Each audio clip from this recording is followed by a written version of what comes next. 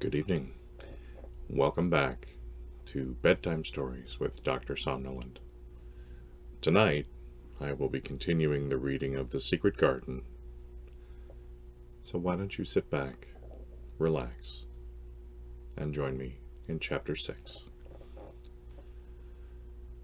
The next day, the rain poured down in torrents again, and when Mary looked out of her window, the moor was almost hidden by gray mist and cloud.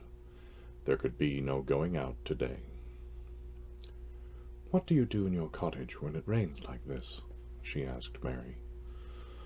"Try to keep from under each other's feet, mostly," Martha answered. There does seem to be a lot of us then.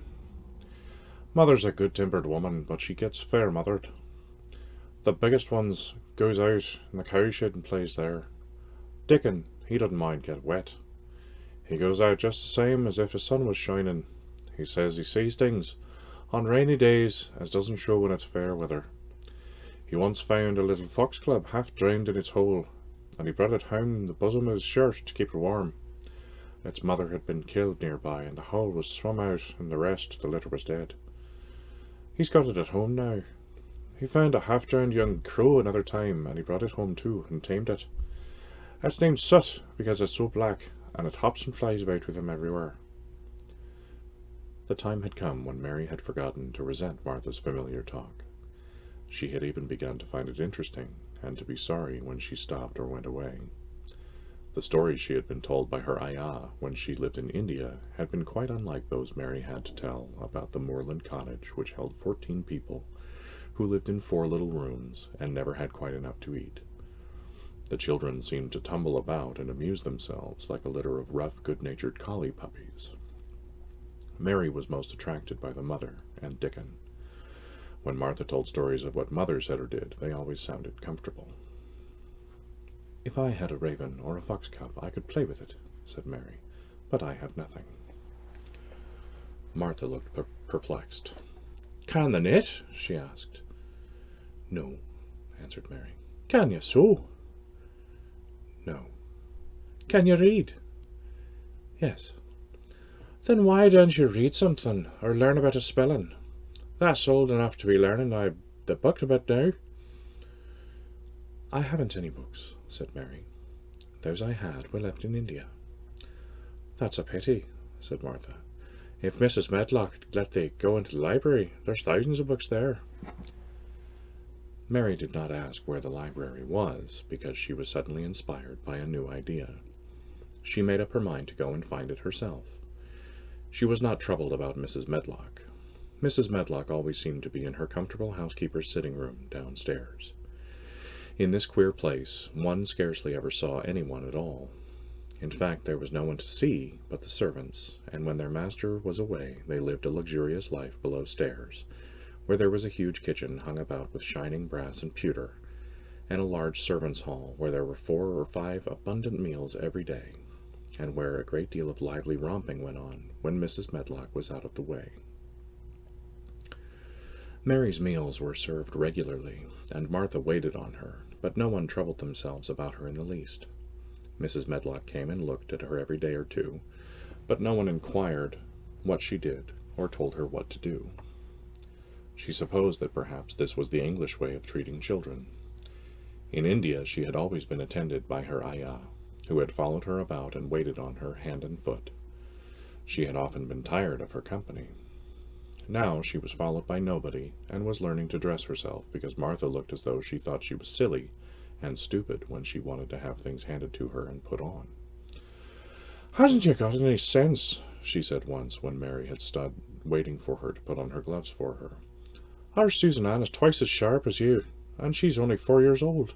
Sometimes she looks fair soft in the head." Mary had worn her contrary scowl for an hour after that, but it made her think entirely new things. She looked at the window for about 10 minutes this morning after Martha had swept up the hearth for the last time and gone downstairs.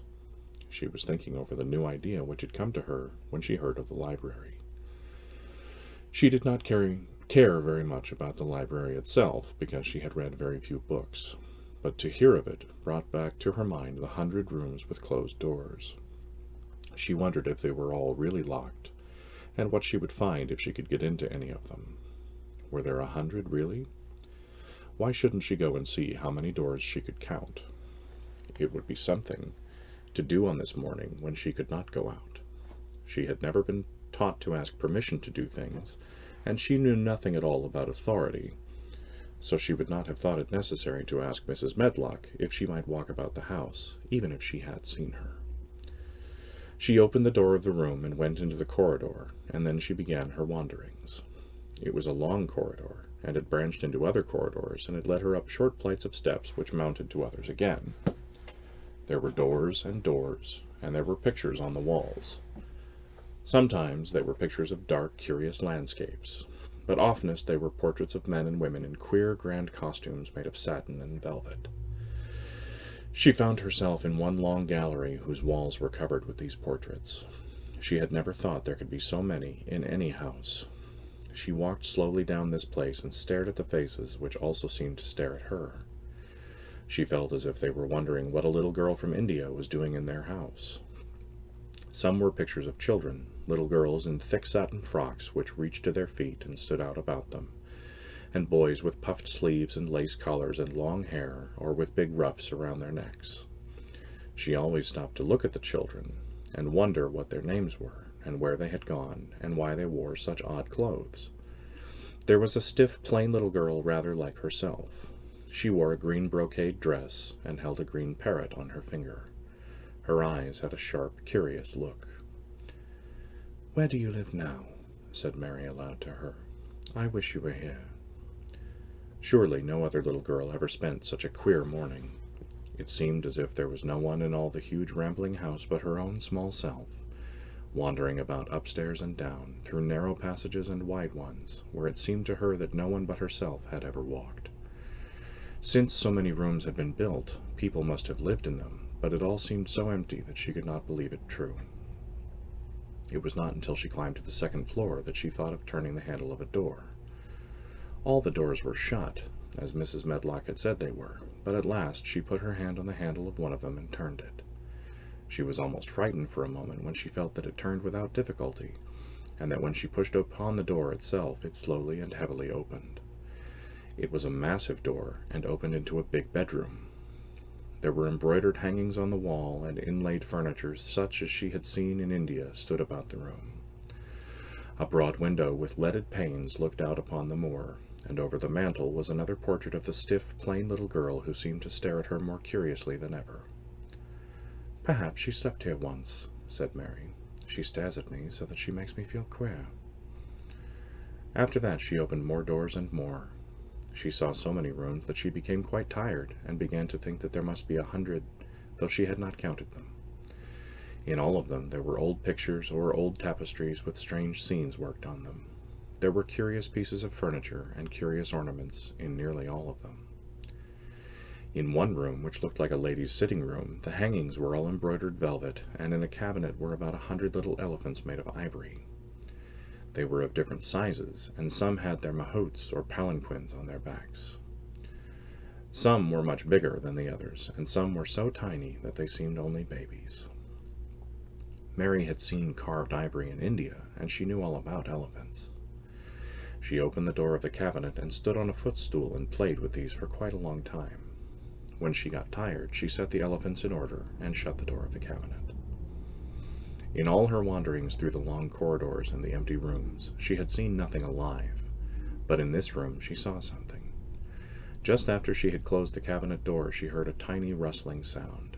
It made her jump and look around at the sofa by the fireplace from which it seemed to come. In the corner of the sofa there was a cushion, and in the velvet which covered it there was a hole, and out of the hole peeped a tiny head with a pair of frightened eyes in it. Mary crept softly across the room to look. The bright eyes belonged to a little gray mouse, and the mouse had eaten a hole into the cushion and made a comfortable nest there. 6 baby mice were cuddled up asleep near her. If there was no one else alive in the 100 rooms, there were 7 mice who did not look lonely at all. "If they wouldn't be so frightened, I would take them back with me," said Mary. She had wandered about long enough to feel too tired to wander any farther, and she turned back. 2 or 3 times she lost her way by turning down the wrong corridor and was obliged to ramble up and down until she found the right one, but at last she reached her own floor again, though she was some distance from her own room and did not know exactly where she was. "I believe I have taken a wrong turning again," she said, standing still at what seemed the end of a short passage with tapestry on the wall. "I don't know which way to go. How still everything is." It was while she was standing there, and just after she had said this, that the stillness was broken by a sound. It was another cry, but not quite like the one she had heard last night. It was only a short one, a fretful, childish whine, muffled by passing through walls. "It's nearer than it was," said Mary, her heart beating rather faster, "and it is crying." She put her hand accidentally upon the tapestry near her, and then sprang back, feeling quite startled. The tapestry was the covering of a door, which fell open and showed her there was another part of the corridor behind it, and Mrs. Medlock was coming up it with her bunch of keys in her hand and a very cross look on her face. "What are you doing here?" she said, and she took Mary by the arm and pulled her away. "What did I tell you?" "I turned round the wrong corner," explained Mary. "I didn't know which way to go, and I heard someone crying." She quite hated Mrs. Medlock at the moment, but she hated her more the next. "You didn't hear anything of the sort," said the housekeeper. "You come along back to your own nursery, or I'll box your ears." And she took her by the arm and half pushed, half pulled her up one passage and down another, until she pushed her in at the door of her own room. "Now," she said, "you stay where you're told to stay, or you'll find yourself locked up. The master had better get you a governess, same as he said he would. You're the one that needs some one to look sharp after you. I've got enough to do." She went out of the room and slammed the door after her, and Mary went and sat on the hearth-rug, pale with rage. She did not cry, but ground her teeth. "There was someone crying. There was, she said to herself. She had heard it twice now, and sometime she would find out.